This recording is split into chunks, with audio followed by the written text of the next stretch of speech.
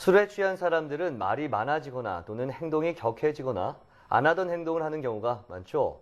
우리나라 주폭의 문제 역시 술에 취해서 생기는 큰 사회 문제죠. 네, 국내 연구진이 고민감도 뇌 활성도 측정 방법을 개발해서 이를 이용해 음주로 인한 뇌 활성도 저하 현상을 측정하는 데 성공했다고 합니다.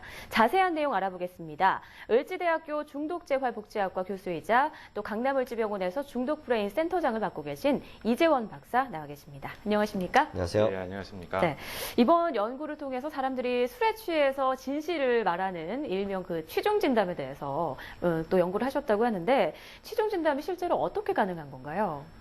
이 취중 진담이라고 하는 것은 이 술이 사실 뇌에 미치는 영향이 굉장히 아이러니합니다. 네.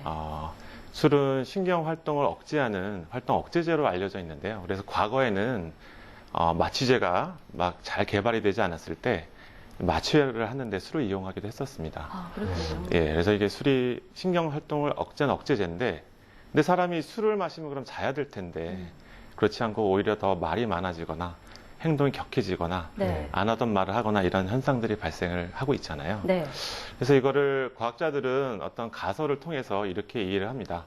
그러니까 사람은 이제 마음이 어떤 이제 본능과 이런 감정을 담당하고 있는 본능에 관련된 이제 프로이트가 말하는 이드라고 하는 영역이 있고요. 그걸 네. 조절하고 하는 이성적인 이제 에고라고 하는 영역이 있는데, 네. 이게 이제 수직화 관계되어 있다라는 거죠. 예, 그래서 이 이성을 담당하는 영역이 감정을 컨트롤하는 역할을 계속하고 있었는데, 이 술이라는 게 이성을 담당하는 영역을 먼저 마취시키는 역할을 한다는 겁니다. 네. 예, 그러니까 억제가 풀리면서 자연스럽게 감춰놨던 이야기나 말들이 더 많아지게 되는 거겠죠. 네. 술을 마시게 되면 이성의 한꺼풀이 이렇게 벗겨진다라고 네. 보면 되겠군요. 네. 그런데 이번에는 기존과는 다른 뇌파 분석법을 사용했다고 들었어요. 어떤 예. 것일까요? 예.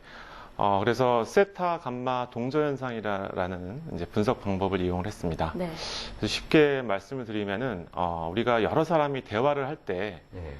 모두 다 동시에 말을 하지는 않잖아요. 한 사람 이야기를 듣고 있다가 그 사람 말이 끝나면은 다른 사람이 이야기를 하고 순서를 정해서 이야기가 이제 이끌어져 가는데요.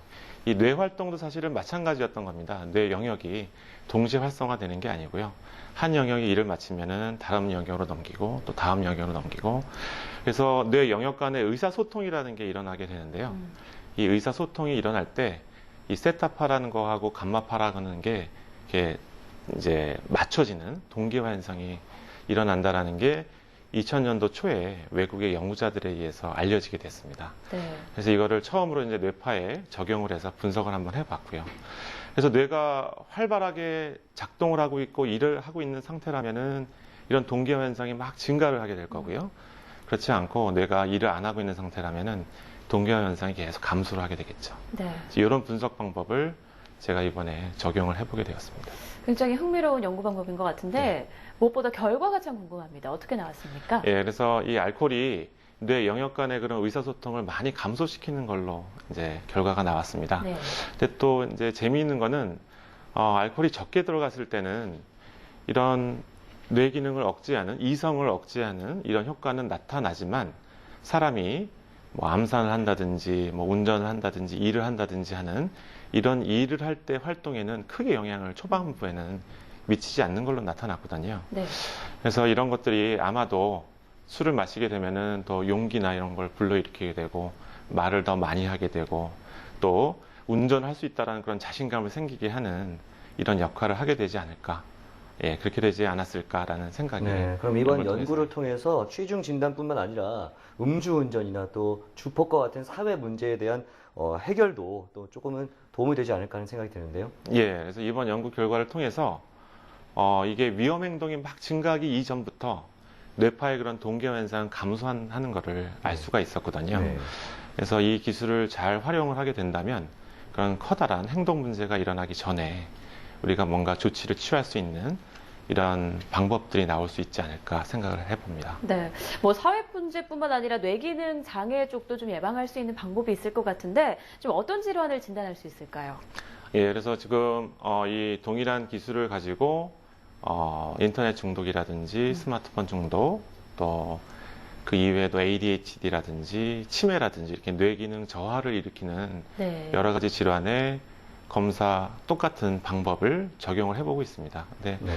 지금 아직 굉장히 이제 좀 서투른 네. 이런 결과지만은 그래도 상당히 가능성을 지금 보고 있는 이런 상태다라고 말씀드릴 수 있겠습니다. 네, 다양한 계획들을 갖고 있는 것 같은데 마지막으로 향후 연구 계획은 어떻게 되시는지 짧게 좀 설명을 해주시죠. 예. 그래서 이와 같은 분석 방법을 저는 아무래도 이제 임상가기 때문에 어떤 질환의 조기 진단, 그래서 우리가 치매가 막 진행하기 이전에 간단하게 미리 진단할 수 있는 이런 방법으로 계속 발전해 나갈 계획을 갖고 있고요. 그래서 나중에는 병원에 가서 뭐 우울증이라든지 이런 것들을 뇌파 검사를 통해서 쉽게 진단을 하고 치료를 받을 수 있는 이런 길이 앞으로 열리게 되지 않을까 이렇게 예상을 해봅니다. 네, 앞으로 좀 연구가 활발히 이루어져서 많은 사람들이 필요하는 이 정신과 치료를 많은 분들이 좀 오해와 편견에 없이 제대로 좀 받으셨으면 좋겠네요. 네, 네. 오늘 말씀 고맙습니다. 예, 고맙습니다. 감사합니다.